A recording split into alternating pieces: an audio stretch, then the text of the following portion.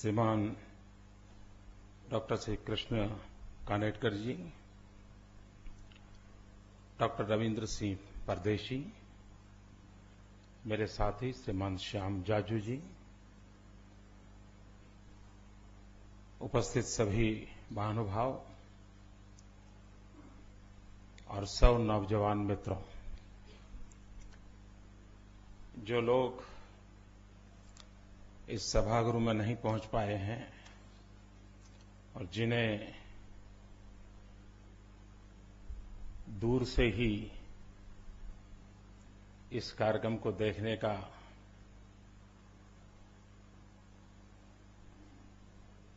अवसर आया है, उन मित्रों से मैं प्रार्थना करता हूं कि आप कार्यक्रम के बाद रुकिए, मैं आपके पास आऊंगा।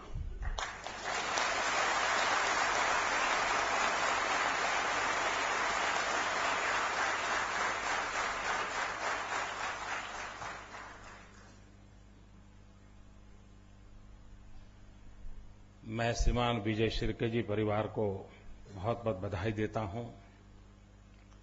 उन्होंने इस ऐतिहासिक स्थल को सुरक्षित और संवर्धन करने के लिए अपना परिवार का योगदान दिया और इस पवित्र कार्य को करने के लिए जिस महापुरुष, जिस परिवार ने योगदान किया, उनका सम्मान करने का मुझे सौभाग्य मिला। इसलिए मैं आप सबका बहुत आभारी हूं।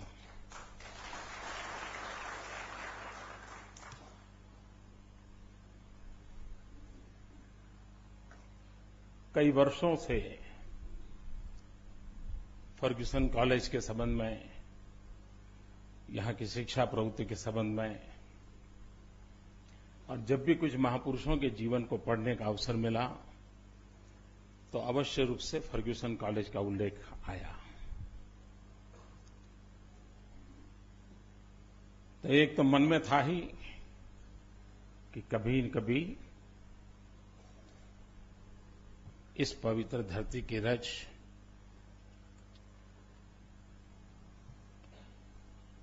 हमारे माथे पर चढ़ाने का सौभाग्य मिले। वो सौभाग्य आज मुझे मिला।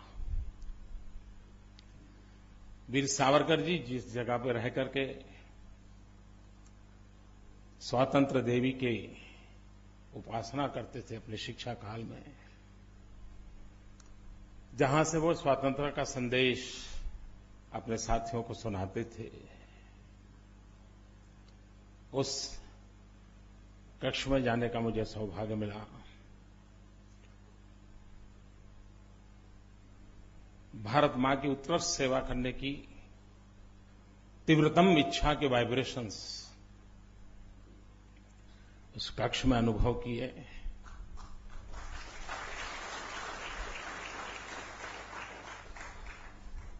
ये भी मैं अपना सौभाग्य मानता हूं। और जिस स्थान पर मैं अभी खड़ा हूं, इतिहास गवाह है कि 100 साल पुरानी ये विरासत है और जहां पर देश के गणमान्य महानुभावों ने अपने विचारों से युवा पीढ़ी का और राष्ट्र का मार्गदर्शन किया है। हम कुछ भी न करें, किसी वक्ता को भी न बुलाएं, सिर्फ मौन होकर के 100 साल की उस विरासत के साथ बैठ करके हम अनुभव करें और मन में स्मरण करें कि इस भूमि पर गांधी आए होंगे तो कैसा दृश्य होगा, रविंद्रनाथ टैगोर आए होंगे तो कैसा दृश्य होगा, सीवी रमन आए होंगे तो कैसा दृश्य होगा। ऐसे ऐसे महापुरुष जब इस कक्ष में आए होंगे, वो पल कैसी होंगी अगर हम मौन रह करके कुछ पल उस स्मृतियों का स्मरण करें। तो मित्रों, मुझे विश्वास है कि उन महापुरुषों के शब्द भाव आज भी यहां आंदोलित होते होंगे। हम उस आंदोलित भावों को अनुभव कर सकते हैं सिर्फ हमारी मन की स्थिति होनी चाहिए। अगर हमारे मन की स्थिति हुई तो हम अनुभव कर सकते हैं। जैसे टीवी पर हमें पसंद की चैनल चलाते हैं और वो चैनल हमारे पास आती हैं, वैसा ही मन की चैनल भी होती हैं। अगर उस चैनल को उनके साथ जोड़ दिया तो हम उसकी अनुभूति कर सकते हैं। और ऐसे स्थान पर मुझे कुछ कहने का सौभाग्य मिले, ये अपने आप में मेरे लिए एक बहुत बड़ी सद्भाग्य की पल है और मैं इसके लिए यहां के सभी व्यवस्थापकों का बहुत बहुत आभारी हूं। मैं फर्ग्यूसन कॉलेज में आना मेरा जब तय हुआ तो मैंने एक छोटा सा प्रयोग किया। मैं सोशल मीडिया में बहुत एक्टिव हूं, ट्विटर, फेसबुक पर इस नई पीढ़ी के साथ मैं जुड़ा रहता हूं। उनके विचारों को जानने का मुझे बहुत अच्छा अवसर मिलता है। तो मैंने इस फर्ग्यूसन कॉलेज में आने से पहले फेसबुक पर एक रिक्वेस्ट लिखी थी। मैं फर्ग्यूसन कॉलेज जा रहा हूं, वहां से विद्यार्थी मित्रों से मिल रहा हूं, आपको क्या लगता है मुझे क्या कहना चाहिए?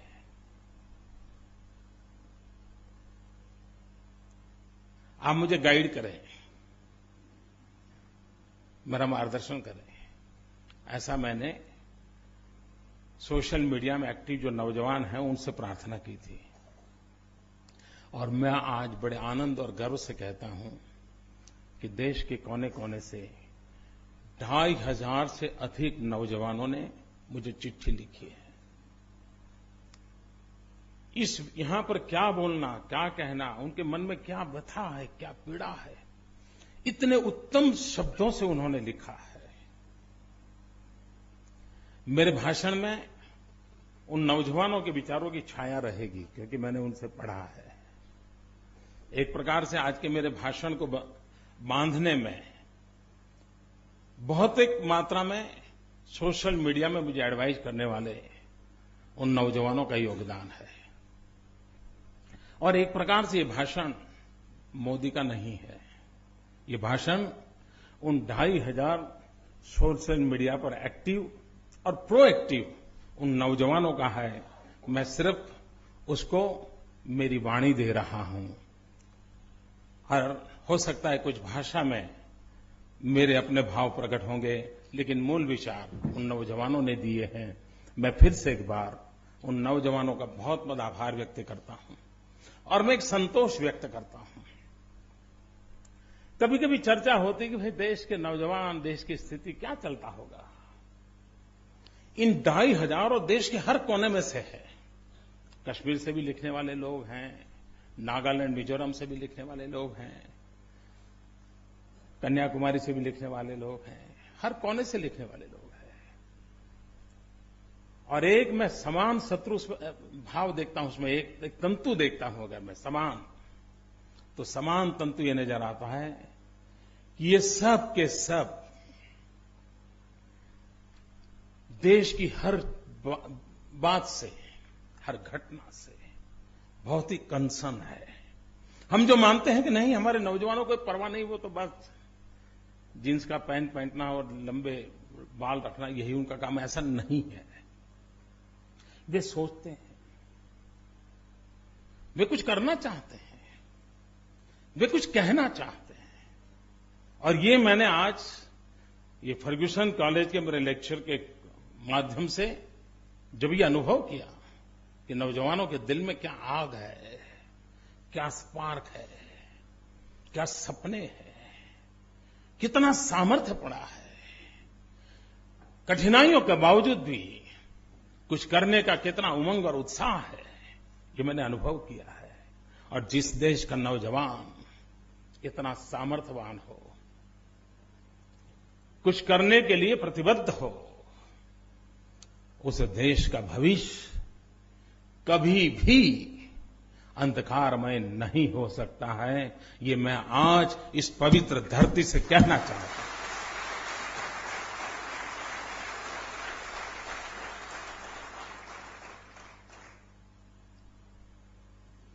और भारत भाग्यशाली है, हम विश्व के सबसे युवा देश हैं। 65% जनसंख्या हमारे देश की 35 से कम आयु की है।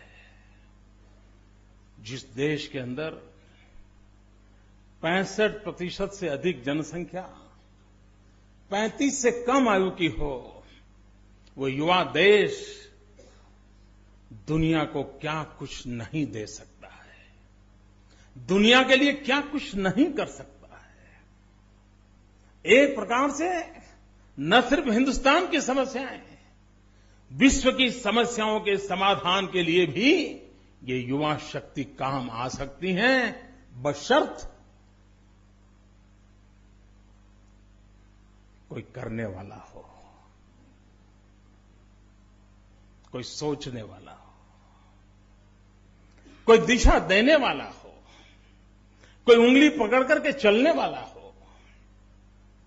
सब कुछ संभव है। मित्रों, आज जो देश में निराशा का माहौल है, चारों तरफ कोई भी मिले तो सुनते हैं, छोड़ो यार, पता नहीं पिछले जन्म में क्या पाप किया, यहीं पैदा हुए, छोड़ो यार, कुछ होना नहीं यार, अरे मरो यार, तुमको औरों की परवाह करते हो, तुम अपना कर लो यार, देख लो, यही भाषा सुनाई देती है। मित्रों, मैं इस भाषा को एंडोर्स नहीं करता हूं, मैं इस निराशा के स्वर को एंडोर्स नहीं करता हूं। ये बहुरत्ना वसुंधरा है, हजारों साल की सांस्कृतिक विरासत के हम धनी हैं। 1200 साल की गुलामी के बावजूद भी सीना तान करके खड़े रहने का सामर्थ्य इस धरती पर है। मित्रों, क्या कारण था कि लोकमान्य तिलक ने अंग्रेज सल्तनत के उस समय ललकार किया था, स्वराज मेरा जन्मसिद्ध अधिकार है। वो कौन सा ताकत था, वो कौन सा आत्मविश्वास था? अगर गुलामी के उस कालखंड में भी उस समय के हमारे नेताओं में यह सामर्थ्य था, तो आज तो देश स्वतंत्र है। निराशा किस बात के लिए? और इसलिए मित्रों, देश में इस निराशा के माहौल से ऊपर उठना बहुत आवश्यक है। और ऐसा नहीं है कि सब कुछ डूब चुका है, आज भी बहुत कुछ अच्छा होने की संभावना है।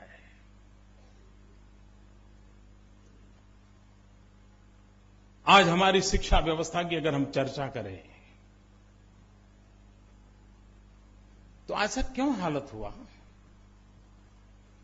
जो लोग हमारे देश के एजुकेशन के इतिहास को जानते हैं उनको पता होगा, हजारों वर्ष से हमारी क्या परंपराएं थी, कितनी महान परंपराएं थी। मैं तो रिसर्च स्कॉलर से प्रार्थना करता हूं कि हमारी गुरुकुल की शिक्षा परंपरा और आज अमेरिका के मॉडर्न एजुकेशन की सिस्टम, दोनों को आधुनिक तराजू से तोल करके देखा जाए तो हमें ध्यान में आएगा कि जिस प्रकार से अमेरिकन एजुकेशन सिस्टम में व्यक्ति के भीतर की ताकत को उजागर करने के लिए एक प्रॉपर एनवायरनमेंट प्रोवाइड किया जाता है, उसकी रुचि, प्रकृति, प्रवृत्ति के अनुसार उसको विकसित होने का माहौल दिया जाता है, उसको फीड नहीं किया जाता है, उसको लर्निंग के लिए रास्ते दिखाए जाते हैं। अगर हम हमारी गुरुकुल परंपरा को देखें तो उसमें क्या था? एक ही ऋषि की चर्चा हो, एक ही ऋषि के आश्रम की चर्चा हो, लेकिन उसी ऋषि के यहां राजकुमार भी पढ़ता है, योद्धा भी पढ़ता है, राज व्यवस्था के संभालने वाले मंत्री लोग भी पढ़ रहे हैं, कर्मकांड करने वाले पंडित भी पढ़ रहे हैं, वेद के ज्ञानी होना चाहते हैं वो भी पढ़ रहे हैं। क्या कारण होगा कि एक ही छोटा सा आश्रम, एक ही ऋषि, और वहां सब विधाओं को इस प्रकार से सामर्थ्यवान बनने के लिए अवसर मिलता होगा? उसी एक जगह से राजकुमार के नाते चाहिए वो शिक्षा दीक्षा लेकर के निकलता था, योद्धा के लिए जरूरी शिक्षा दीक्षा लेकर निकलता था, टीचर के लिए जरूरी, क्राफ्टमैन के लिए, पंडित के लिए। क्या कारण था? और आज उस पुरानी परंपराओं को देखें तो क्या हम सोच नहीं सकते कि हमारे पास बहुत कुछ था, हमने गंवा दिया। मित्रों, हमारा सपना होना चाहिए गुरुकुल से विश्वकुल तक यात्रा का।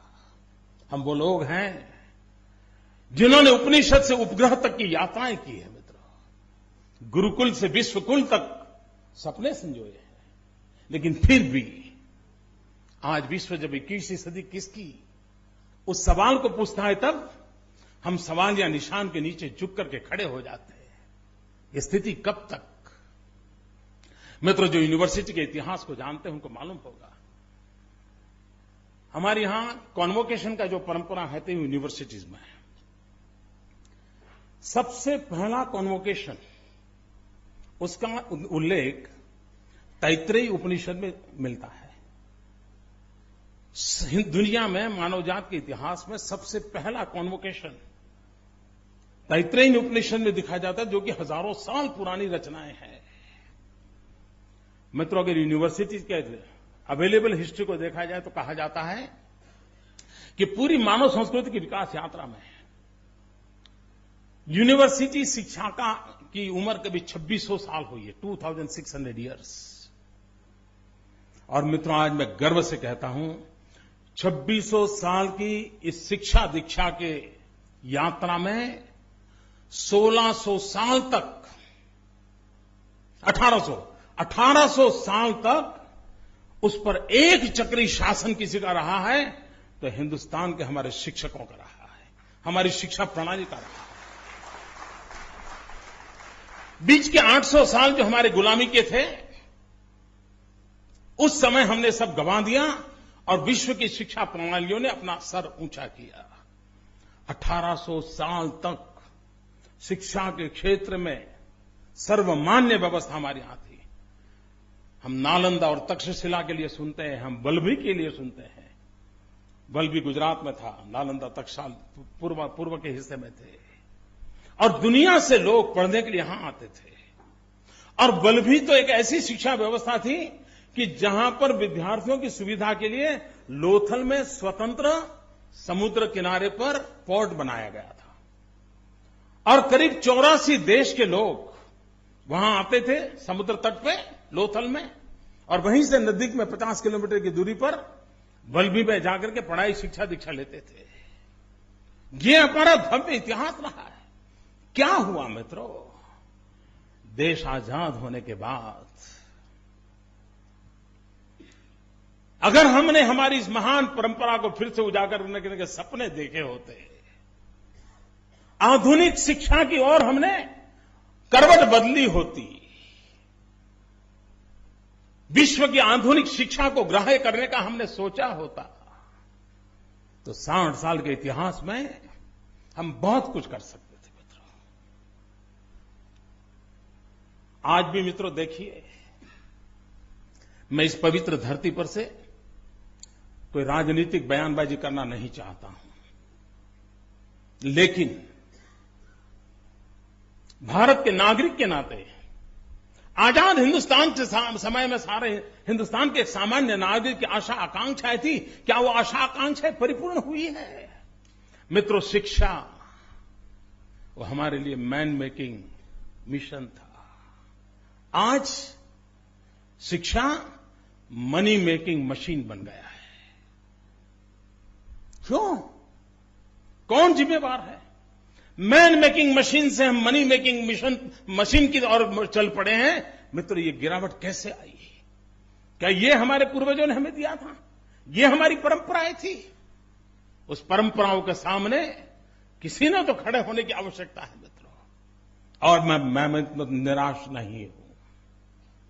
ये स्थितियां भी बदली जा सकती है, स्थितियों को ठीक किया जा सकता है, लेकिन इसके लिए आपके पास विजन चाहिए। आप कल्पना करें मित्रों, आज भी श्रेष्ठ शिक्षा संस्थानों की जब चर्चा होती है तो किसकी होती है? फर्ग्यूसन कॉलेज की होती है, शांति निकेतन की होती है, मालवीय जी द्वारा प्रारंभ की हुई हिंदू बनारस हिंदू यूनिवर्सिटी की होती है, बिट पिलाने की होती है। इसमें कहीं सरकार है क्या? कहीं सरकार नजर आती है क्या? महात्मा गांधी जी द्वारा प्रारंभ किया गया वो विद्यापीठ तरफ नजर जाता है, गुजरात विद्यापीठ पर। कहने का तात्पर्य यह है मित्रों कि आजादी के पहले देश गुलाम था, तब भी हमारे इन महापुरुषों ने शिक्षा का महत्व समझा और समझ करके जिन संस्थानों को जन्म दिया था, किसी की उम्र 100 हुई होगी, किसी की 80 हुई होगी, किसी की 100 से ऊपर हुई होगी, इन सब में किसी न किसी महापुरुष का योगदान है, शासन व्यवस्था का योगदान नहीं है मित्रों। क्या आजादी के बाद कोई ऐसी चीज नहीं कर सकते थे कि जिसके कारण पूरे विश्व के अंदर हम गर्व से कहें कि हां भाई, शिक्षा के क्षेत्र में हम ये काम कर रहे हैं? ये नहीं हुआ मित्रों। मैंने खुद तो उस गैजेट को स्टडी नहीं किया, लेकिन मुझे किसी ने के भाषण में मैंने बहुत सालों पर सुना था। 1835 के गैजेट्स कहते हैं, 1835 कहते कि उस समय बंगाल 100% लिटरेट था 1835 में। आज क्यों ऐसा हुआ? क्या आजादी के बाद उन सपनों को पूरा न कर पाए? मित्र, आप देखिए केरल में, केरल आज शिक्षा के क्षेत्र में हर गांव में शिक्षा पहुंचाने में सफल हुआ है। पूरे देश में केरल में एक बहुत अच्छा काम है, लेकिन उसकी बारीकी में जाएं तो ध्यान में आता है कि सरकारों का योगदान नहीं है।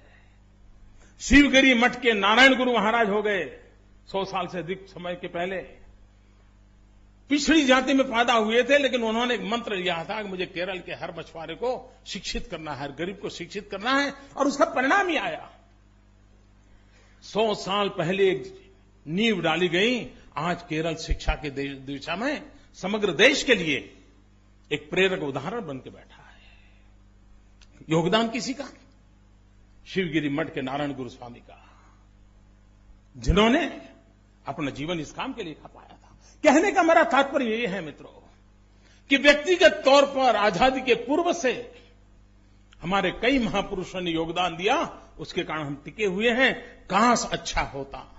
समयानुकूल परिवर्तन के साथ मैं मित्रों काल बाह्य चीजों को छोड़ने का पक्षकार हूं, मैं आधुनिकता का पक्षकार हूं, लेकिन मॉडर्नाइजेशन विदाउट वेस्टर्नाइजेशन। आधुनिकता चाहिए, पश्चिमीकरण नहीं। हमारे अपने सामर्थ्य हैं मित्रों, हम हमारी शिक्षा को विश्व के सामने आंख से आंख मिला करके ताकत के साथ खड़ा कर सकें, ऐसे हम हमारे नौजवान क्यों नहीं तैयार कर सकते? मित्रों, दुनिया हमारी शक्ति को मानने को तैयार नहीं थी, लेकिन जब हमारे 20-25 साल की उम्र के नौजवान आईटी के क्षेत्र में उन्होंने अपना रुतबा दिखाना शुरू किया और दुनिया को उंगली पर नचाने के लिए कंप्यूटर का उपयोग करके विश्व में फैल गए, तब जगत को ध्यान में आया, अच्छा हिंदुस्तान के पास ये भी है। ये सामर्थ्य हमारे लोगों ने दिखाया। क्या मित्रों हम इन्हीं चीजों को आगे नहीं चल सकते हैं? मित्रों, आज पूरे विश्व में 21वीं सदी हिंदुस्तान की सदी, इसकी चर्चा तो हम कई दिनों से सुन रहे हैं। इस देश के कई प्रधानमंत्री हमको ये कह के गए कि 21वीं सदी आ रही है, 21वीं सदी आ रही है, 21वीं सदी आ रही है। हमारे कान इन सबको सुनते सुनते थक गए। लेकिन क्या कभी हमने 21वीं सदी हिंदुस्तान की सदी बने, उसके लिए कभी सोचा मित्रों? और अगर 20वीं सदी के उत्तरार्ध में आजाद हिंदुस्तान के प्रारंभ से हमारे राष्ट्रीय नेतृत्व ने 50 साल के भीतर देश को कहां ले जाना है, 21वीं सदी में प्रवेश करेंगे तब हम कहां होंगे, उसका एक सपना देख करके उस सपने को पूरा करने की व्यवस्थाओं को सोचा होता तो शायद आज हम यहां खड़े हैं, वहां नहीं खड़े होते मित्रों। अब साउथ कोरिया को देखिए, हमारे ही कालखंड में वो आजाद हुआ, और फर्क देखिए मित्रों, साउथ कोरिया गुजरात और साउथ कोरिया बराबर पॉपुलेशन है। गुजरात की साइज और साउथ कोरिया की साइज समान है। इतने कम समय में साउथ कोरिया दुनिया के समृद्ध देशों में आ गया। इतना ही नहीं, साउथ कोरिया जैसा छोटा देश ओलंपिक गेम का होस्ट बनता है। सियोल के ओलंपिक गेम्स के नाते साउथ कोरिया ने सारे विश्व में अपना पोजीशनिंग कर लिया। खेल के माध्यम से दुनिया में साउथ कोरिया ने अपना पोजीशनिंग कर लिया और इतने छोटे देश में इतना बड़ा इवेंट करके सारे दुनिया को चकित कर दिया कि क्या मानव ताकत होगी इनके पास, कैसे ट्रेन मैन पावर होगा, कैसे विजनरी लोग होंगे। और 120 करोड़ का देश सिर्फ कॉमनवेल्थ गेम ऑर्गेनाइज करना था, CWG। क्या कर दिया हमने, दुनिया में देश की इज्जत को लुटा दिया, हमने नीलाम कर दिया। खेलकूद की 2 घटनाएं, एक घटना साउथ कोरिया को विश्व के मानचित्र पर शक्ति संपन्न राष्ट्र के रूप में उभार करके रख देती है, और दूसरे एक छोटी सी कॉमनवेल्थ गेम की घटना हमारे देश की इज्जत की मिट्टी में मिलाने का काम करती है। मित्रों, तब सवाल उठते हैं, चिंता तब होती है, क्या हम देश को इस दिशा में ले जाना चाहते हैं? क्या 120 करोड़ का देश जब भी ओलंपिक गेम्स होती हैं, उस समय टीवी में, अखबारों में, नेताओं में, सामाजिक जीवन में सब जगह पे चर्चा होती है, इतना बड़ा देश गोल्ड मेडल नहीं मिला, इतना बड़ा देश मेडल नहीं मिला, फलाना देश ये कर गया, ढिकना देश ये कहेगा। मैं सवाल, ठीक है, स्थिति है, लेकिन क्या कभी इस देश की शिक्षा व्यवस्था को हमने इसके साथ जोड़ा? हमारी युवा पीढ़ी को हमने अवसर दिया? और क्या मित्रों 120 करोड़ के देश में नहीं मिल सकता है? अरे सिर्फ सेना के जवानों को एक काम दिया जाए कि जो न्यूली रिक्रूटेड सेना के जवान हैं उसमें से मैपिंग किया जाए, स्पोर्ट्स में रुचि वाले हैं उनको एक अलग जगह पर रखा जाए और उनको ही ट्रेनिंग देने का काम शुरू कर दी जाए। मैं बताता हूं मित्रों, 5, 7, 10 तो मेडल ये हमारे सेना के जवान लेकर के आ सकते हैं।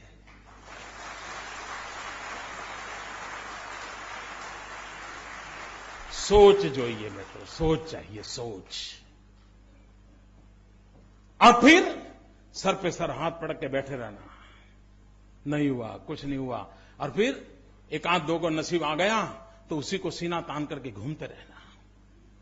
मित्रों, राष्ट्र ऐसे नहीं चलते हैं। और इसलिए जब नेशन बिल्डिंग की बात आती है तब ह्यूमन रिसोर्स डेवलपमेंट यह उसकी सबसे बड़ी पहली आवश्यकता होती है। मित्रों, सरकार बजट करती है, क्या करती है? यूनिवर्सिटी बिल्डिंग बनाती है। हमने तय करना है कि क्या हमारी शक्ति यूनिवर्सिटी बिल्डिंग में लगेगी कि हमारी शक्ति बिल्डिंग द यूनिवर्सिटी में लगेगी। मित्रों, बात छोटी है, मेरा शब्दों का खेल नहीं है, मेरे भीतर से आवाज उठ रही है कि हमारी प्राथमिकता क्या हो। क्या हमारी प्रायोरिटी बिल्डिंग द यूनिवर्सिटी होनी चाहिए कि नहीं होनी चाहिए? कि यूनिवर्सिटी की बिल्डिंग हमारी प्रायोरिटी होनी चाहिए। यूनिवर्सिटी बिल्डिंग बनाने में बड़ा इंटरेस्ट होता है क्योंकि टेंडर होता है।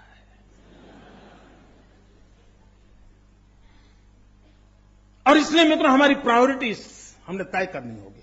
ऐसा नहीं है मित्रों कि समस्याओं के समाधान नहीं है, समस्याओं के समाधान है, करने का इरादा चाहिए। मित्रों, आप चाइना की तरफ देखिए, ये बात सही है कि पिछले 30-40 साल से एक बात की लगातार चर्चा चल रही है कि 21वीं सदी किसकी? तो लोग कहते हैं एशिया की, फिर कहते हैं 21वीं सदी किसकी? तो कोई कहता है चाइना की, कोई कहता है हिंदुस्तान की। और इसमें ज्यादा मतभेद नहीं है। अब पश्चिम के हाथ में कुछ रहने वाला नहीं है, ये सर्वसम्मति बन चुकी है। पूरब की तरफ झोंक है, ये सर्वसम्मति बन चुकी है। बात अटकी हुई है चाइना इंडिया, चाइना इंडिया। मित्रों, 21वीं सदी में सर्वोपरिता के दरवाजे पर आकर के खड़े हुए दो देश, एक का रोड मैप देखिए और दूसरे का रोड मैप देखिए, हमें पता चलेगा मित्रों। 1978 चाइना ने तय किया कि हमने ह्यूमन रिसोर्स डेवलपमेंट पे बल देना है। तो चाइना ने क्या किया, एक कमीशन बिठाया और उस देश की प्रायोरिटी तय की। कौन सी प्रमुख चीजें हैं जिस पर हमने बल देना है। एग्रीकल्चर को छांटा, एजुकेशन, साइंस एंड टेक्नोलॉजी को छांटा, इकोनॉमिकल एक्टिविटी को छांटा, सिक्योरिटी एंड डिफेंस को छांटा।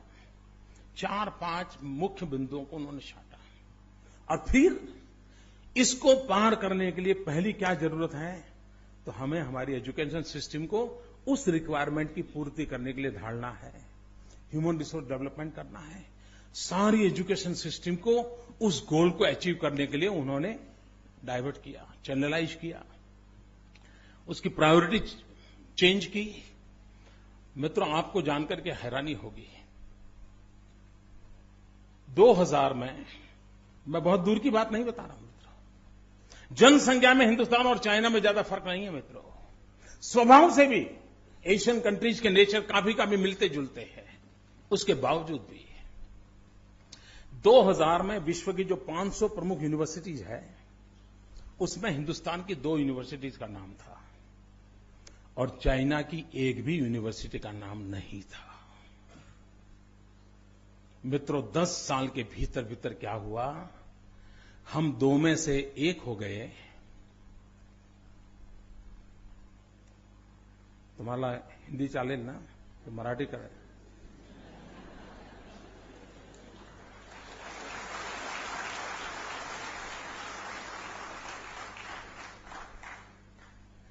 मित्रों, मुझे बताइए कि हिंदुस्तान 2000 में विश्व की 500 यूनिवर्सिटी में हम 2 थे, 1 हो गए। चाइना 0 था, 32 हो गया। क्यों? और उनको लैंग्वेज की समस्या है मित्रों। हम लोगों को लिए अंग्रेजी मुश्किल काम नहीं है। सहज रूप से हमारे यहां काम करने वाला भी हेलो बोलता है। हमारे लिए वो कोई मुश्किल काम नहीं है। उसके बावजूद भी ये स्थिति क्यों बनी? चाइना ने मित्रों अपने एजुकेशन के लिए जो रोड मैप बनाया है, मैं तो चाहूंगा कि फर्ग्यूसन कॉलेज के कुछ स्टूडेंट उसको अध्ययन करके नौजवानों के सामने रखे। कैसे किया है उन्होंने? मित्रों, उन्होंने अपने बजट में से 20% जीडीपी का 20% उन्होंने उसके बाद शिक्षा को प्रायोरिटी दी। हमारे देश ने 7% का सपना देखा, 4% पर अटक गए।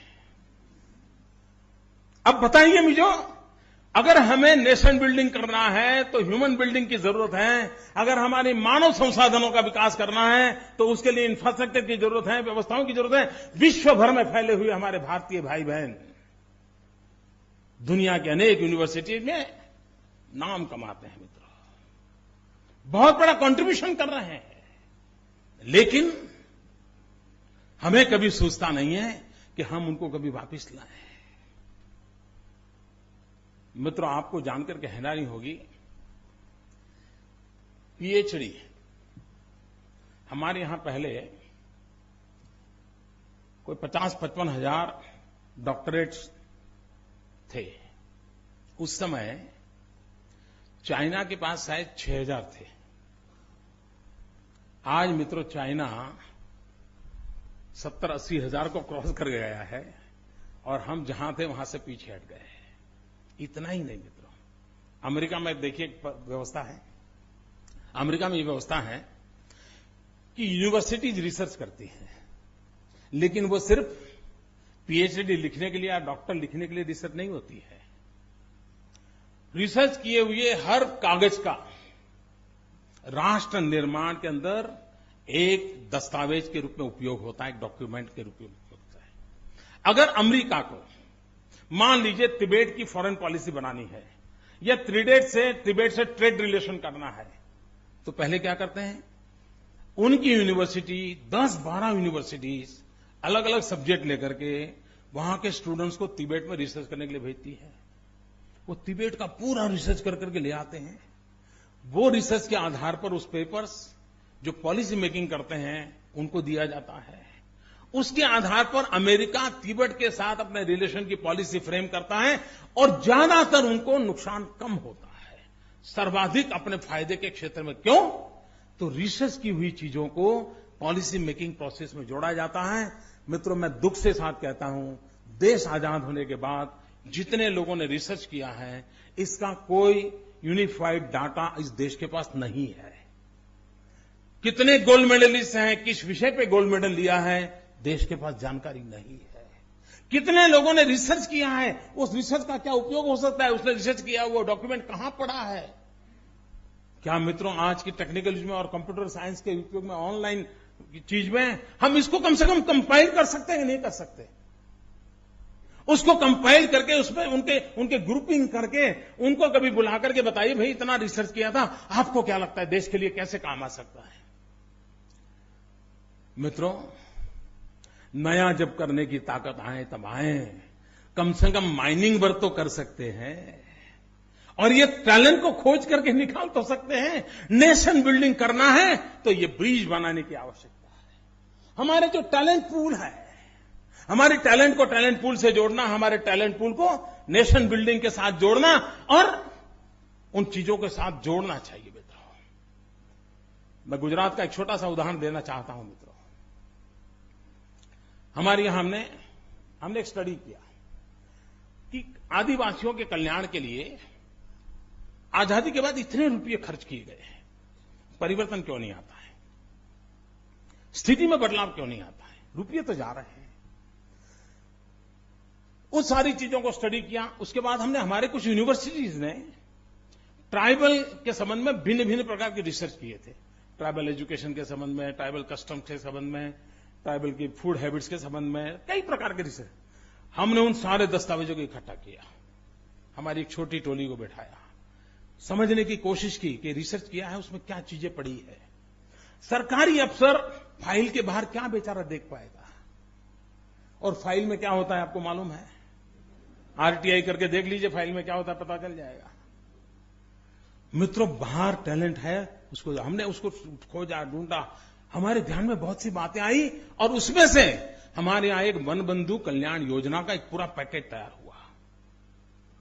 पहला पैकेज हमने बनाया था 15,000 करोड़ का, इस बार हमने पैकेज बनाया 40,000 करोड़ का। और मित्रों, मैं विश्वास से कहता हूं कि एक कॉम्प्रिहेंसिव इस प्रकार के विजन के साथ बजट को जोड़ करके काम में लगाया है।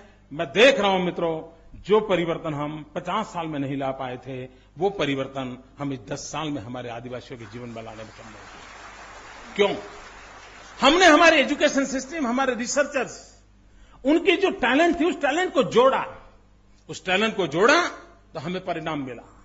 और इसलिए मित्रों मैं कहता हूं कि भारत के अंदर टैलेंट नहीं, ऐसा नहीं है, रिसर्च नहीं हो रही ऐसा नहीं है, लेकिन उसका महात्म्य नहीं बढ़ रहा है। और इसलिए मैं मानता हूं अगर एजुकेशन और नेशन बिल्डिंग की हम चर्चा करते हैं तो हमारे लिए आवश्यक है कि हमें रिसर्च पर बल देना पड़ेगा। और जो रिसर्च हो रही है वो सिर्फ किसी के घर के अंदर अपने दीवान खंड में एक सर्टिफिकेट निकालने के लिए नहीं होनी चाहिए, वो हमारे राष्ट्र निर्माण के लिए एक महत्वपूर्ण दस्तावेज होना चाहिए। और जब ये जिम्मेवारी के साथ रिसर्च जुड़ेगी ना, तो रिसर्च की क्वालिटी में भी परिवर्तन आएगा।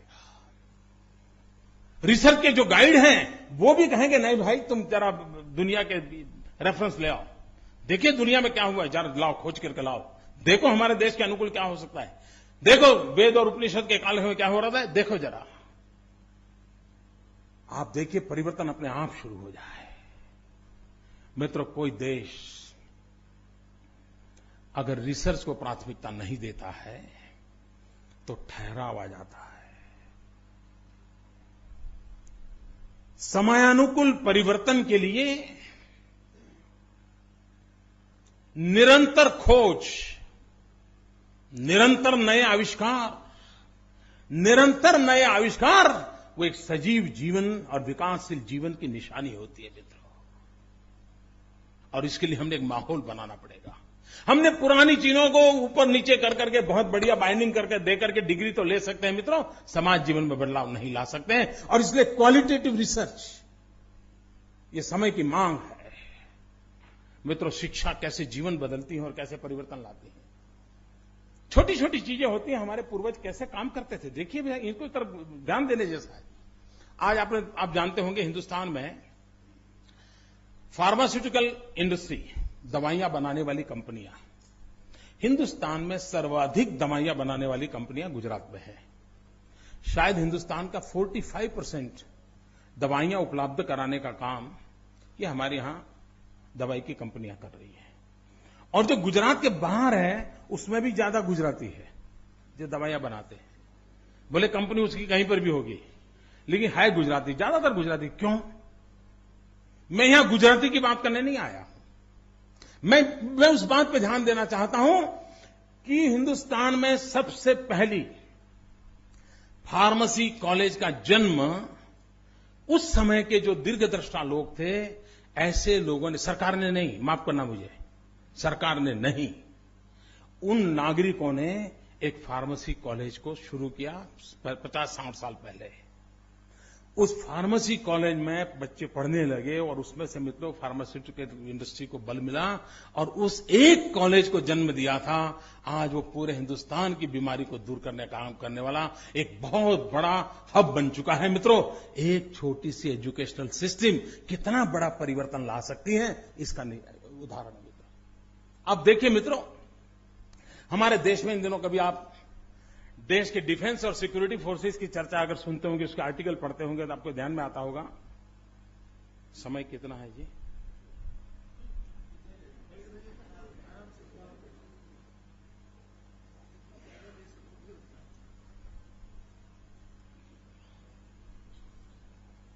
मैंने समय का पूछा, आप हंस दिए, तो अर्थ क्या निकालूं? चालेल ना? हळू-हळू। मित्रों, रक्षा के क्षेत्र में हम चारों ओर पढ़ रहे हैं कि हमारे देश में अड़ोस पड़ोस में कैसे लोगों से हम गिरे हैं, उसका वर्णन करने की जरूरत नहीं। मित्रों, क्या देश का हालत क्या, कोई पड़ोस में दोस्त नहीं हमारा। मित्रों, मैं हैरान हूं जी, लेकिन मुझे कहना दूसरा है।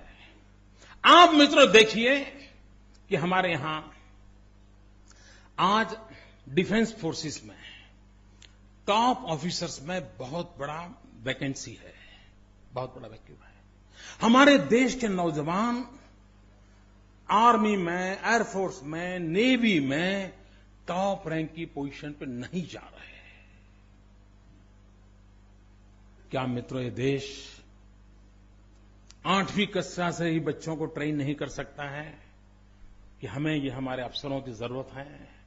मित्रों, 10 साल के भीतर भीतर वो जगहें पूरी की जा सकती है, नहीं की जा सकती? आप मुझे बताइए मित्रों, हो सकता है, नहीं हो सकता है? मैं कोई बड़ा आसमान से कोई सॉल्यूशन लेके आया हूं क्या? ये सीधी समझ की बात है ना। वो रोते रहते, यार क्या करे, अफसर नहीं है, क्या क्या क्या मतलब है जी? आप देखिए मित्रों, हिंदुस्तान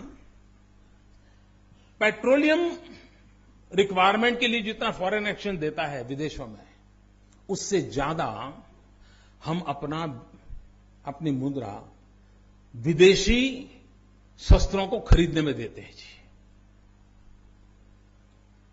भारत की सुरक्षा के लिए विदेशों से शस्त्र लाने के लिए हमारा बहुत बड़ी मात्रा में इंडियन करेंसी जा रही है। क्या मित्रों, इस देश में ऐसे इंजीनियर नहीं है क्या? क्या इस देश के पास ऐसा लोहा नहीं है क्या? क्या इस देश के पास ऐसे टैलेंट नहीं है क्या कि जो हमारे सारे डिफेंस इक्विपमेंट बनाएं? न सिर्फ हिंदुस्तान की रक्षा करें मित्रों, दुनिया को भी हम अपने शस्त्र बेच करके हम हिंदुस्तान के सामान्य मानवी को गर्व से जीने की व्यवस्था कर सकते हैं। शिक्षा को किस दिशा में ले जाना है, ये तय करना चाहिए। हिंदुस्तान के इंजीनियरिंग कॉलेजों में डिफेंस इंजीनियरिंग के सब्जेक्ट नहीं है। अब बताइए क्या करेंगे? मित्रों, इन दिनों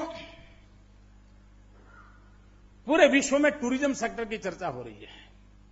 ऐसा कहा जाता है कि टूरिज्म बिजनेस $3 ट्रिलियन का बिजनेस दुनिया में है। $3 ट्रिलियन का। आजकल लोग, इसमें भी न्यू मिडिल क्लास जिसको कहते हैं, पूरे विश्व में वो टूरिज्म को जीवन का एक हिस्सा बना रहा है। हर कोई जाना चाहता है। हमारे यहाँ सदियों से परंपरा थी, हर बच्चे को लगता था अपने माँ बाप को 4 धाम की यात्रा कराए, हर बच्चे को लगता था माँ को गंगा जी के दर्शन कराए, हर बच्चे को लगता था माँ को 12 ज्योतिर्लिंग कराए, हर बच्चे को लगता था सभी गणेश जी के स्थान पर चले जाएं। ये हमारे यहाँ तो परंपरा थी, यात्रा के रूप में थी। लेकिन दुनिया में इन दिनों टूरिज्म एक बहुत बड़ा सेक्टर विकसित हो रहा है। पूरे विश्व को देने के लिए हमारे पास क्या नहीं है मित्रों। दुनिया के देशों में अगर आप टूरिज्म के लिए जाएं और लोगों को कहेंगे कितना साल पुराना है, तो कहेगा 100 साल, वो 200 साल, ये 250, कोई कहीं जाए ज्यादा कहेगा 400 साल। हम यहां आए तो कहते ये 5000 साल पुराना है, ये 2500 साल पुराना है, 4000 साल पुराना है। मित्रों, वो हैरान हो जाता है, ये क्या है हमारे पास, क्या सामर्थ्य पड़ा है। मित्रों, सिर्फ हमारे देश ने टूरिज्म सेक्टर को ध्यान में रख करके ह्यूमन रिसोर्स डेवलपमेंट को बल दिया होता, हमने उस प्रकार के मानव संसाधन को तैयार किया होता जो टूरिज्म सेक्टर को बढ़ावा दे। आप देखिए मित्रों, मैं पुणे में जाऊं, आज मैं कहूं मुझे एक दिन के लिए गाइड चाहिए, पूरा पुणे से दिखाए, शिवाजी महाराज से लेकर के सारी बातें बताएं, लोकमान्य तिलक की बातें बताएं, मुझे गाइड मिलेगा? मुझे शक है मिलेगा कि नहीं मिलेगा। क्यों? हमने कभी सोचा नहीं मित्रों। हमारी पूरी शिक्षा व्यवस्था में इन चीजों को हमने बल नहीं दिया मित्रों। अगर ये देते, लेकिन ये क्यों नहीं दिया? क्योंकि हम 1200 साल की गुलामी की मानसिकता से बाहर नहीं आ रहे हैं। हमारे पास भी दुनिया को देने के कुछ है, इसके लिए भीतर से जो गर्व होना चाहिए, उस गर्व का अभाव है, इसलिए ताजमहल से बाहर निकल नहीं पाते हैं मित्रों। इस देश के हर कोने में कुछ न कुछ देने का हमारा सामर्थ्य है, हम दुनिया को देते नहीं है मित्रों।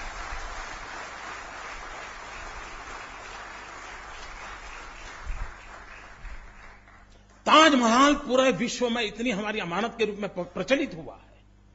ताजमहल मैग्नेटिक की रूप में दुनिया को आकर्षित कर सकता है, लेकिन लोगों को लाने का काम ताजमहल कर रहा है, लोगों को दूर दूर तक पहुंचाने का काम हमें करना चाहिए, हमारी पीढ़ी को करना चाहिए, हमारी सरकारों ने, हमारी समाज ने सोचना चाहिए, और शिक्षा के माध्यम से इस काम को भी किया जा सकता है। हॉस्पिटैलिटी मैनेजमेंट टूरिज्म से जुड़ा हुआ है। गाइड, मतलब एक छोटा सा मैं उदाहरण बताता हूं कैसे परिवर्तन आता है। हमारे यहां सरदार सरोवर डैम जो है,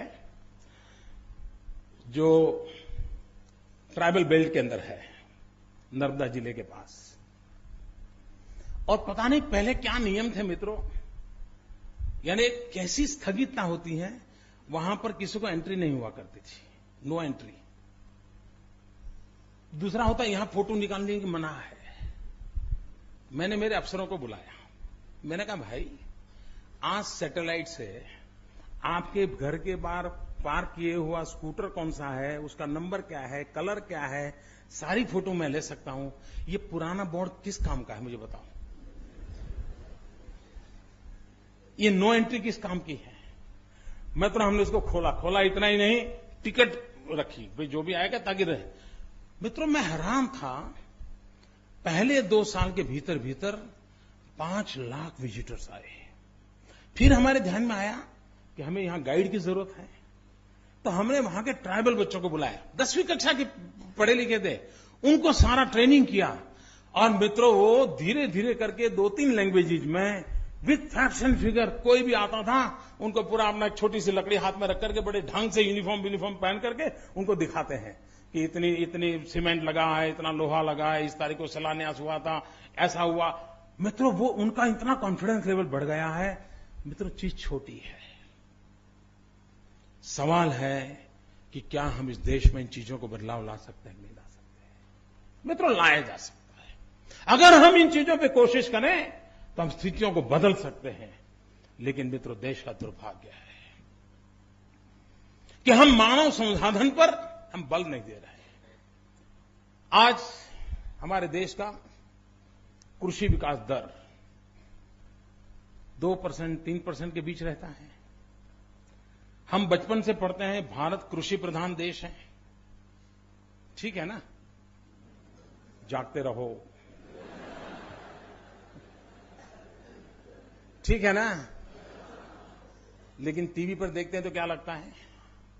भारत साबु प्रधान देश है, हम साबु का ही उत्पादन कर रहे हैं। इस क्वालिटी का सौंप, इस क्वालिटी का सौंप, यही मित्रों, मैं हैरान मित्रों क्यों ना हमारी एग्रीकल्चर यूनिवर्सिटीज दुनिया के अंदर एग्री टेक्नोलॉजी को लेकर के हम हमारे किसानों को, हमारे नौजवानों को क्यों तैयार न करें। हमने हमारे किसानों को उसके भाग्य पर छोड़ दिया है।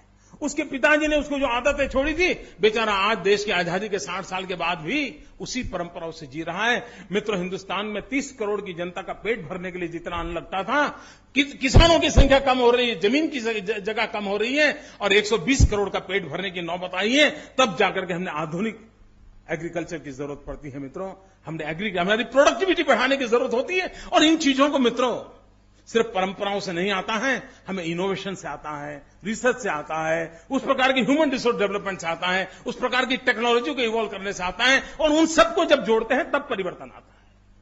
मित्रों, दुर्भाग्य है देश का कि इन बातों की ओर हमारा ध्यान नहीं है और इन चीजों को बदला जा सकता है। अगर एक बार हम शिक्षा के इन मूल्यों को स्वीकार करें, मित्रों, कभी भी हमने एक काम अभी शुरू किया है, इनोवेशन को बल देना।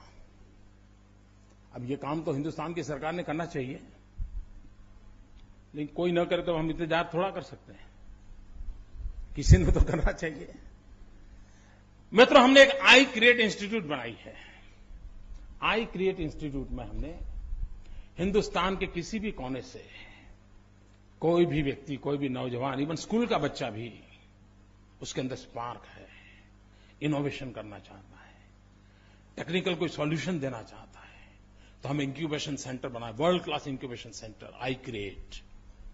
और उस आई क्रिएट में हम अभी उसका कंस्ट्रक्शन काम चल रहा है और उसके अंदर हम ऐसे नौजवानों को ला करके उनको पूरा एनवायरमेंट देने वाले हैं, वो अपने टैलेंट का भरपूर उपयोग करें और देश और दुनिया को कुछ दे। मैंने नारायण मूर्ति से प्रार्थना की, मैंने कहा ये सपना है हमारा, सरकार पैसे देने के लिए तैयार है, लेकिन मैं इसको सरकार के पास रखना नहीं चाहता हूं।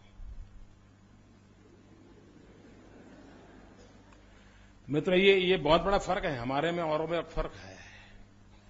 और लोग पावर में इंटरेस्टेड हैं, हम एम्पावर की प्रायोरिटी रखते हैं।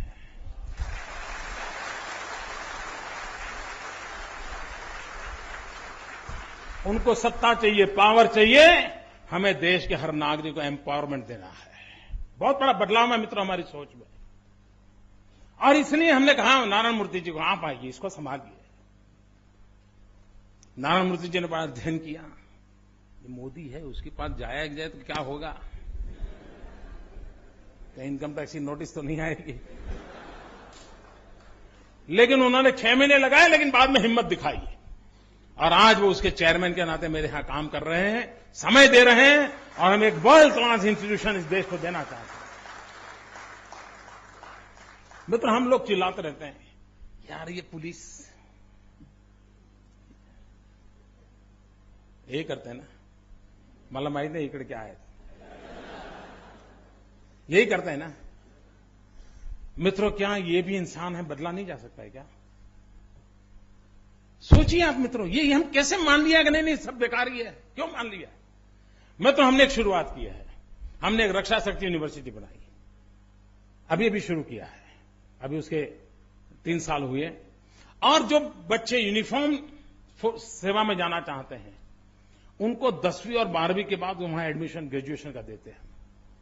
उसकी फिजिकल ट्रेनिंग, उसको हिस्ट्री, उसको कॉन्स्टिट्यूशन, उसको लॉ, क्राउड साइकोलॉजी, सारी चीजें पढ़ाई जाती हैं। और वहां से ग्रेजुएट होकर के जब वो पुलिस में जाएगा, आप मुझे बताइए मित्रों, कुछ बदलाव आएगा कि नहीं आएगा? कहीं से तो शुरू करो मित्रों, चीजें कहीं, और हर चीज के अंदर मित्रों ह्यूमन रिसोर्स डेवलपमेंट सबसे पहली बात होती है। मित्रों, आज हम चर्चा कर रहे हैं साइबर क्राइम की, चारों तरफ हल्ला मचाएं कि हॉलैंड में बैठा हुआ एक बच्चा अपनी कंप्यूटर की उंगलियां घुमा करके आपकी पूरी बैंक में से चोरी करके माल ले जा सकता है। ये ताकत है आज साइबर क्राइम की। मित्रों, हम रोते बैठेंगे क्या? और हमारी जो पुलिस जिस प्रकार से उसकी ट्रेनिंग हुई है, उसके माध्यम से हम साइबर क्राइम को सॉल्व कर पाएंगे क्या? हमने उसके लिए काम करना पड़ेगा। और मित्रों, आज मैं गर्व के साथ आपके सामने कहता हूं, Gujarat is the first state in the world, दुनिया में हम पहले हैं जिसने फॉरेंसिक साइंस यूनिवर्सिटी प्रारंभ की है।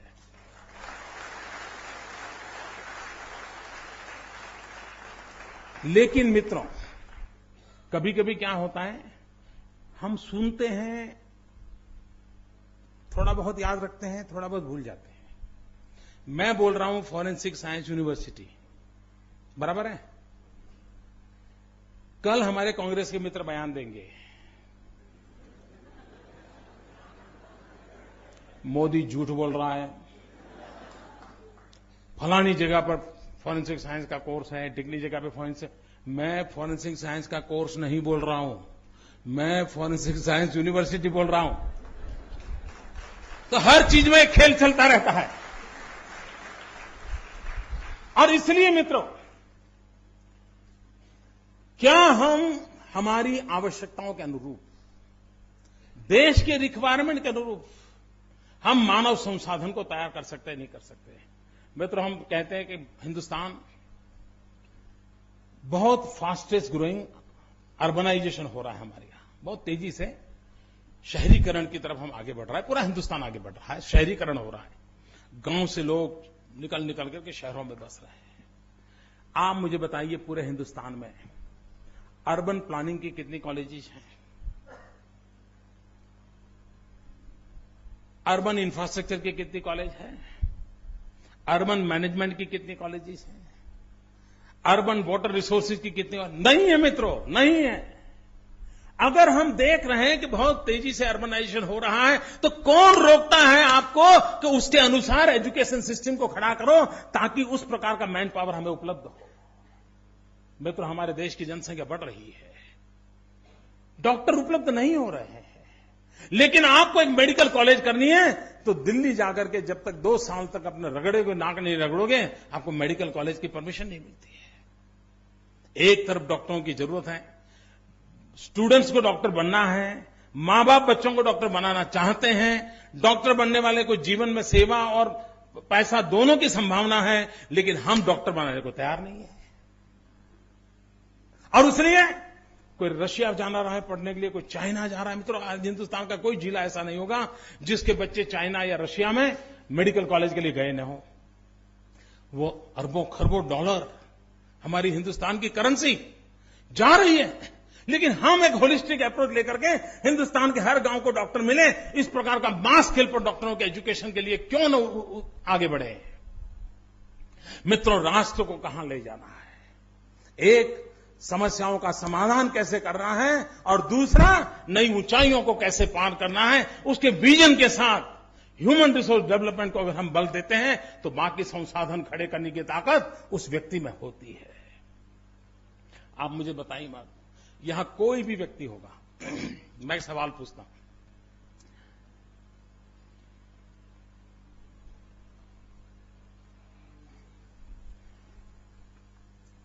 आप मुझे बताइए, आपके मन में ही सवाल का जवाब ढूंढिए।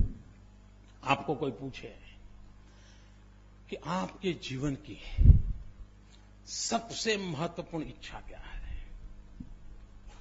आप मन में जवाब सोचिए। मित्रों, मैं विश्वास से कहता हूं, आप सबके मन में एक ही विचार आया होगा कि बच्चों की अच्छी शिक्षा। ठीक है? मैं सही कह रहा हूं? जरा कहिए तो मैं सही कह रहा हूं? हर मां बाप, उसमें मां को सविशेष, बाप को तो 50 चीजें और संभालने में बिजी हो गया है। हर मां बाप के मन में एक सपना था, मेरे बच्चे को अच्छी शिक्षा मिले। मित्रों, अगर अच्छी शिक्षा देनी है तो हमें अच्छे टीचर बनाने की व्यवस्था करनी चाहिए कि नहीं करनी चाहिए? हम आईएम खड़ी करते हैं, सीईओ तैयार करते हैं, दुनिया में जाकर के हमारे सीईओ कंपनियां चलाते हैं, लेकिन हम हमारी नई पीढ़ी तैयार करने के लिए अच्छे शिक्षक हमारी प्रायोरिटी नहीं है।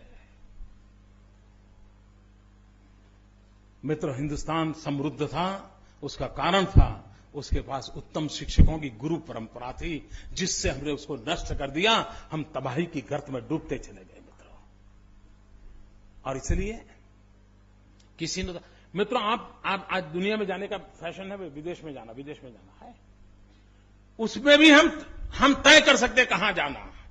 आज पूरे विश्व को मिलियंस ऑफ मिलियन टीचर्स की जरूरत है, मिलियंस ऑफ मिलियन नर्सेस की जरूरत है। दुनिया को मैथ साइंस के टीचर नहीं मिल रहे हैं।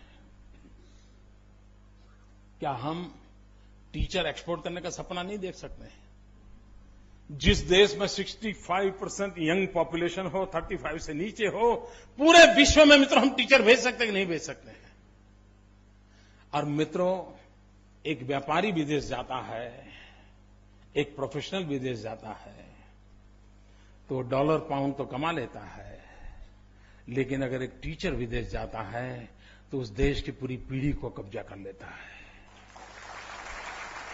अगर आपका ग्लोबल विजन हो, मित्रों, हर विश्व के कोने में हिंदुस्तान का शिक्षक क्यों न हो, और हमारा शिक्षक जाएगा तो सिर्फ मैथ्स और साइंस लेकर नहीं जाएगा, वो हमारे इथोस को लेकर जाएगा, हमारे कल्चर को लेकर जाएगा, दुनिया को परिचित कराएगा। लेकिन सपना तो चाहिए।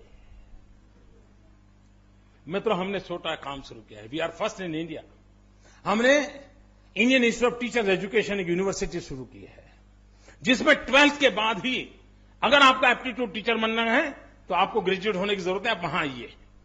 आपका टीचिंग प्रोफेशन में ही ग्रेजुएशन होगा, पोस्ट ग्रेजुएशन भी वहीं होगा, 5 साल का कोर्स होगा। और मैं मित्रों सपना देख रहा हूं, जिस प्रकार से IIM के अंदर कैंपस इंटरव्यू करके 2 करोड़ 3 करोड़ के पैकेज से CEO उठाए जाते हैं, वो दिन दूर नहीं होगा जब कैंपस इंटरव्यू करके करोड़ों रुपया दे करके टीचर्स को मांग बढ़ेगी। वो स्थिति मुझे पैदा करनी है।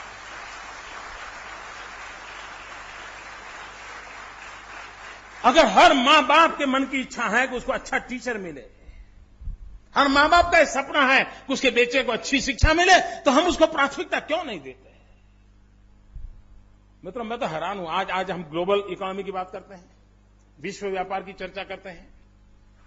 विश्व व्यापार में सबसे बड़ी ताकत लगती है आपका सामुद्रिक व्यापार की। हमारे पास 2/3 हिंदुस्तान भाग्यवान है, 2/3 हमारा कोस्टल एरिया है हिंदुस्तान का। अगर कोस्टल एरिया है और विश्व व्यापार हमको करना है मित्रों, एक सिंगापुर इतना छोटा सा, उसके समुद्री तट से जितना विश्व व्यापार होता है, उसकी तुलना में इतना बड़ा हिंदुस्तान हम कहीं नहीं है दोस्तों। कारण मित्र, हमारे देश में मरीन इंजीनियरिंग, पोर्ट मैनेजमेंट, इन सारे विषयों का कोई एजुकेशन व्यवस्थाएं बहुत कम मात्रा में है। अगर 2/3 समुद्री तट है, पूरा विश्व व्यापार एक हो रहा है, पूरे विश्व के अंदर इस इंफ्रास्ट्रक्चर का महत्व बढ़ने वाला है, तो क्यों न marine engineering, port management, port से लेकर के समुद्री व्यापार से लेकर लेने वाले सारे प्रोफेशनल एजुकेशन को हम क्यों बल न दें? अगर हम ये करते हैं तो मित्रों, क्या हमारे नौजवान बेरोजगार रहेंगे क्या? और मित्रों, मुझे गर्व से कहना है, भारत सरकार कहती है कि पूरे हिंदुस्तान में कोई एक राज्य है जहां बेरोजगारी कम से कम है, उस राज्य का नाम गुजरात है दोस्तों। क्यों? किस प्रकार की विकास की आवश्यकता है, उसके अनुरूप अगर आप डेवलपमेंट करते हो तो परिवर्तन आता है। मेरे यहां कोई भी इंडस्ट्री आती है तो मैं उसको पहले पूछता हूं कि आपको ह्यूमन रिसोर्स किस प्रकार की रिक्वायरमेंट है, बताइए। वो कहते हैं मैं ऐसे ऐसे लोग लगेंगे। मैं कहता हूं पहले वहां कॉलेज चालू करो, ITI चालू करो, फिर बाद में तुम्हारा इंडस्ट्री चालू होगा। वहां के उस इलाके के बच्चों को ITI पढ़ाओ, 1 साल 1.5 साल का कोर्स कराओ, और फिर तुम्हारे यहां उसको जो इस प्रकार के लोग चाहिए वो करो। मित्रों, हम एक पब्लिक प्राइवेट पार्टनरशिप मॉडल को लेकर चलते हैं ताकि उस इलाके के नौजवानों को तुरंत रोजगार मिल जाए, उनको चाहिए वैसा स्किल मिल जाए। और मित्रों, हिंदुस्तान को अगर आगे बढ़ना है तो स्किल डेवलपमेंट पर बल देना पड़ेगा। आप लोगों ने अभी ओबामा जब दोबारा प्रेसिडेंट बने तो उन्होंने उनका जो भाषण है वो सुनने जैसा है। ओबामा अमेरिका जैसा समृद्ध देश का प्रेसिडेंट भी दुनिया के सामने विषय रखता है कि हमें सबसे पहली प्रायोरिटी देनी है स्किल डेवलपमेंट की। मित्रों, हमारे पास 65% नौजवान हैं, उनके पास 2-2 भुजाएं हैं मित्रों, लेकिन उसके हाथ में हुनर नहीं है, उसके हाथ में एक सर्टिफिकेट है। और ये दिल्ली में ऐसी सरकार है जिसको लगता है कि सर्टिफिकेट आ गया ना सब आ गया। फूड सिक्योरिटी बिल आ गया, मतलब आपकी थाली में खाना आ गया। यही चल रहा है मित्रों। यही चल रहा है। और इसलिए मित्रों, हमारे देश में स्किल डेवलपमेंट को बहुत बल देने की आवश्यकता है। और जितना प्राधान्य हम स्किल डेवलपमेंट को देंगे, हमारे नौजवानों को कोई न कोई हुनर सिखाएंगे। और मित्रों, वो समय नहीं आज हमारा नौजवान कोई भी काम करने के लिए तैयार है, उसको कोई संकोच नहीं है। मित्रों, मैंने देखा है। थोड़ा हम उन पर भरोसा करें, उन पर विश्वास करें, उनमें उनके अंदर विश्वास पैदा करें, हम स्थितियों को बदल सकते हैं। मित्रों, बहुत सारे विषय हैं, बहुत सारी बातें मैं नॉन स्टॉप आपसे सामने कर सकता हूं। अपने अनुभव के आधार पर मैं बातें बता रहा हूं, लेकिन मेरा विश्वास है कि राष्ट्र निर्माण के अंदर शिक्षा का बहुत बड़ा योगदान होता है। हमारी शिक्षा राष्ट्र निर्माण के, हमारे सपनों के अनुकूल होनी चाहिए। और मित्रों, हमारी शिक्षा वो हो जो हमें अहम से वयम की ओर ले जाए। हमारी शिक्षा वो हो जो हमें स्व से समष्टि को जोड़ने का रास्ता दिखाती हो। हमारी शिक्षा वो हो जो वसुधैव कुटुंबकम की भावना को चरितार्थ करने वाली हो। हमारी शिक्षा वो हो जो पूरे ब्रह्मांड को एक परिवार मानने वाला हो। और जब अगर हम उस बात को मानते हैं तो एनवायरमेंट की समस्या कहां से आएगी मित्रों? अगर हम कहते हैं कि गंगा मेरी मां है, हम कहता है वृक्ष को मैं मां की तरह पूजता हूं, पिता की तरह पूजता हूं, तो मैं उस वृक्ष को क्यों काटूंगा? मित्रों, हमारी शिक्षा और दीक्षा का महात्मा है। अगर उसको लेकर के हम देश को चलाने की कोशिश करते हैं, मित्रों, समस्याओं का समाधान बहुत दूर नहीं है। हम स्थितियों को पलट सकते हैं। हमें जिस प्रकार की आवश्यकता है, उस प्रकार के मनुष्य के निर्माण की ओर हम बल दे सकते हैं। और जिस बात को लेकर के आज मुझे इस पवित्र जगह पर आने का अवसर मिला है, मुझे विश्वास है हम सब मंथन करके, विचार विमर्श करके, एक समाज की शक्ति के आधार पर कभी न कभी तो इस देश को नई ऊंचाइयों पर ले जाने के लिए इस शिक्षा नाम की जो व्यवस्था है, उसकी एक मजबूत नींव डालने में सफल होंगे। इसी कामना के साथ मेरी आप सबको बहुत बहुत शुभकामनाएं। और जैसे मैंने प्रॉमिस किया था उन नौजवानों को जो मेरे से थोड़े दूर बैठे हैं, दोस्तों, मैं आ रहा हूं। धन्यवाद।